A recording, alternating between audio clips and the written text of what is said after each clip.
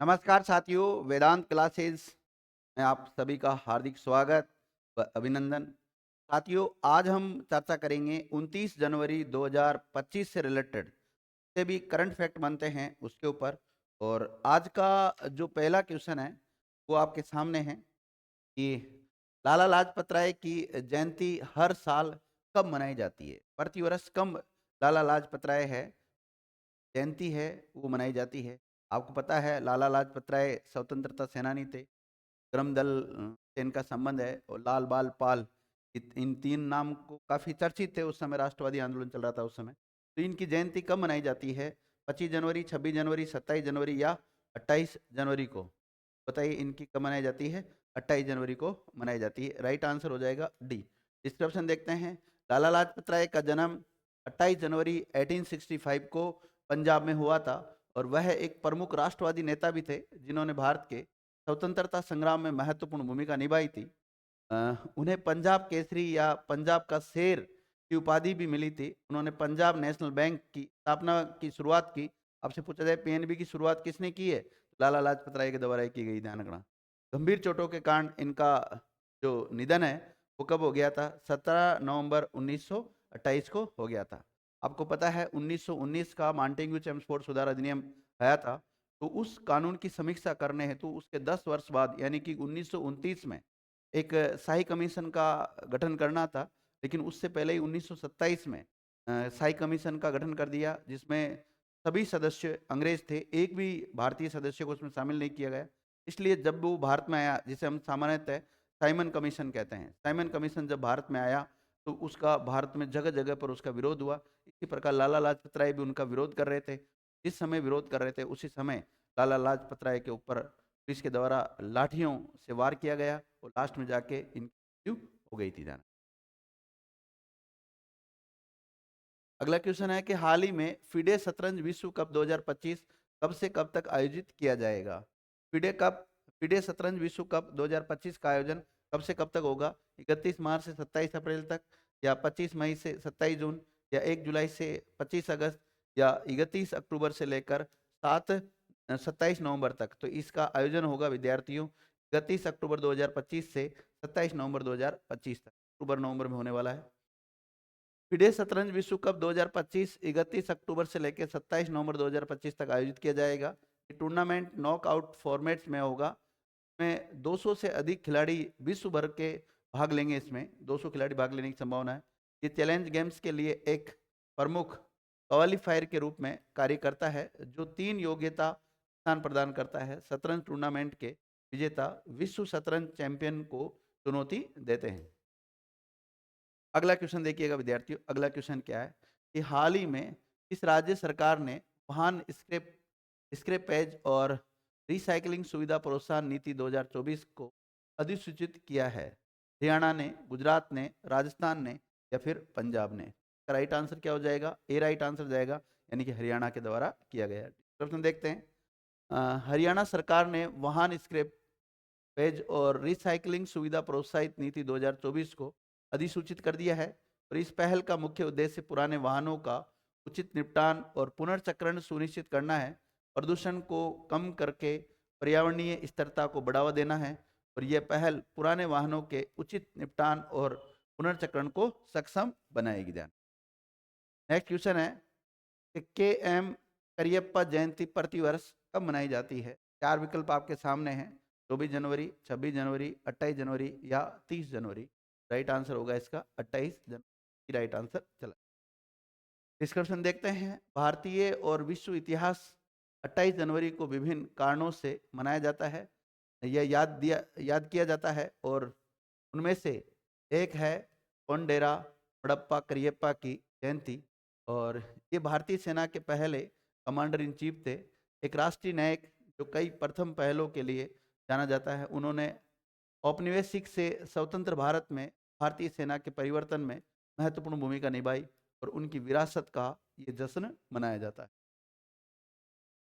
अगला क्वेश्चन देखिएगा। हाल ही में अमेरिका के जो राष्ट्रपति है डोनाल्ड ट्रंप ने एक नई कंपनी के कृत्रिम वास्तुशिल्प उद्यमों में कितने अरब डॉलर के निवेश करने की घोषणा की है?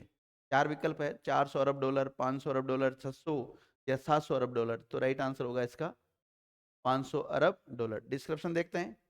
अमेरिका के नवनिर्वाचित राष्ट्रपति डोनाल्ड ट्रंप ने एक नई कंपनी के कृत्रिम वास्तुशिल्प उद्यमों में 500 अरब डॉलर के निवेश की घोषणा की है। योजना ओरेकल, सॉफ्टबैंक, ओपन मार्केट के साथ साझेदारी में बनाई जा रही है। माना जा रहा है कि यह आईटी क्षेत्र में अब तक का सबसे बड़ा प्रोजेक्ट होगा। पता है अभी नए राष्ट्रपति बन गए हैं अमेरिका के। हाल ही में किस राज्य के मुख्यमंत्री ने कवचम आपदा चेतावनी प्रणाली को लॉन्च कर दिया है? तो आसाम, केरला, पंजाब या फिर राजस्थान। तो राइट आंसर हो जाएगा इसका डी, यानी कि केरल। डिस्क्रिप्शन। हाल ही में केरल राज्य के मुख्यमंत्री ने कवचम आपदा चेतावनी प्रणाली लॉन्च की। कवचम का उद्देश्य सायरन और मोबाइल संदेशों के माध्यम से वास्तविक समय में अलर्ट और चेतावनी जारी करके सार्वजनिक सुरक्षा को बढ़ाना है। केरल सरकार ने प्राकृतिक आपदा, संकट और खतरे से लोगों को सतर्क करने के लिए इस प्रणाली कवचम का शुरू किया गया है। नेक्स्ट क्वेश्चन देखते हैं। अगला क्वेश्चन क्या है कि हाल ही में एलडीएल एडीजी के रूप में किसे नियुक्त किया गया है? महेश कुमार, श्री कृष्ण कुमार, संजीव कुमार, इनमें से कोई नहीं। तो इसका राइट आंसर चला जाएगा ए, महेश कुमार को। किसको? महेश कुमार को। देखिएगा, हाल ही में महेश कुमार अग्रवाल तमिल कैडर के 1994 बैच के भारतीय पुलिस सेवा यानी कि आईपीएस अधिकारी सीमा सुरक्षा बल के अतिरिक्त महानिदेशक के रूप में नियुक्त किए हैं। और इस दावे की पुष्टि गृह मंत्रालय के द्वारा की गई है कि अग्रवाल इस पद पर 4 वर्षों तक सेवा देंगे, जब तक कि वे ग्रहण करते रहेंगे अगले आदेश तक, जो भी पहले हो। अगला क्वेश्चन देखिएगा, हाल ही में इस राज्य में एक दुर्लभ उमा महेश्वर मूर्ति की खोज की। उमा महेश्वर मतलब शिव पार्वती की मूर्ति है। केरला, तेलंगाना, कर्नाटक या फिर महाराष्ट्र। इसका जो राइट आंसर जाएगा कर्नाटक, सी राइट आंसर चला जाएगा। हाल ही में कर्नाटक के उडुपी जिले के कुंडापुरा तालुका के अजीरी गांव तगुंजे में एक ऐतिहासिक धातु मूर्ति उमा महेश्वर की मूर्ति खोज की गई है। और ये जटिल मूर्ति है जो 17वीं सदी की मानी जा रही है। कब की मानी जा रही है? 17वीं सदी की मानी जा रही है, लेकिन 12वीं सदी की शैली में बनी है। केव शाक्त नागपंथ के अनूठे मिश्रण को चित्रित करती है। ये जानकारी प्राचीन इतिहास और पुरातत्वविदों के सेवानिवृत्त सहायक प्रोफेसर टी मुरुगेसी ने दी। अगला क्वेश्चन देखिए, ये भी इंपॉर्टेंट है विद्यार्थियों। हाल ही में न्यायमूर्ति आलोक आराधे ने किस हाईकोर्ट के मुख्य न्यायाधीश के रूप में शपथ ली है? किस हाईकोर्ट का मुख्य न्यायाधीश आलोक आराधे को बनाया गया है? पटना, बॉम्बे, मद्रास या फिर दिल्ली हाईकोर्ट। इसका राइट आंसर हो जाएगा बी, बॉम्बे हाईकोर्ट। हाल ही में केंद्र सरकार ने एक अधिसूचना जारी कर दिल्ली हाईकोर्ट के मुख्य न्यायाधीश के रूप में पद पर नियुक्त किए जाने वाले पद पर इन्होंने नियुक्त किए जाने की पुष्टि की है। और सर्वोच्च न्यायालय भारत के सबसे संबद्ध उच्च न्यायालयों में से लोकतांत्रिक नेतृत्व के लिए बातचीत करने के उद्देश्य से किए गए हैं। कॉलेजियम ने जोसेफ अरादे को बॉम्बे हाईकोर्ट में स्थानांतरित किया है। प्रतिष्ठित महानुभव कुमार उपाध्याय को दिल्ली हाईकोर्ट में स्थानांतरित किया है। आज का अंतिम क्वेश्चन देखिएगा, हाल ही में किस देश ने दुनिया की सबसे लंबी सुरंग का अनावरण किया? दुनिया की सबसे लंबी सुरंग बनाई है, उसका अनावरण किया है। China, Bharat, Japan, Russia. तो ऐसा काम कौन कर सकता है? चाइना ने किया होगा विद्यार्थियों, ये राइट आंसर होगा। डिस्क्रिप्शन देखते हैं। हाल ही में चीन ने दुनिया की सबसे लंबी सुरंग तियानसोन सेगली सुरंग का अनावरण किया है। दुनिया की सबसे लंबी सुरंग का नाम क्या आपसे पूछा जाए? तियानसोन सेगली। चाइना में तो नाम ऐसे होते हैं, ये नाम याद रखना आपको। ये सुरंग 22.13 किलोमीटर लंबी है और ये सुरंग तियानसान पार्वती से होकर गुजरती है।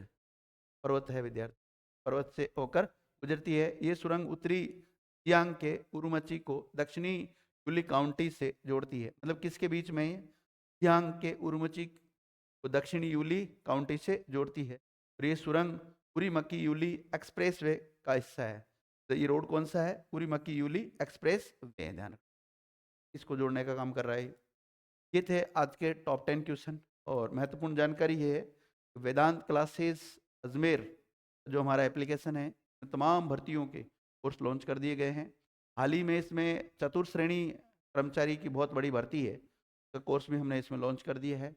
जो विद्यार्थी जो भी कोर्स लेना चाहते हैं बहुत नाम मात्र के शुल्क में ले सकते हैं। Thank you Mitra.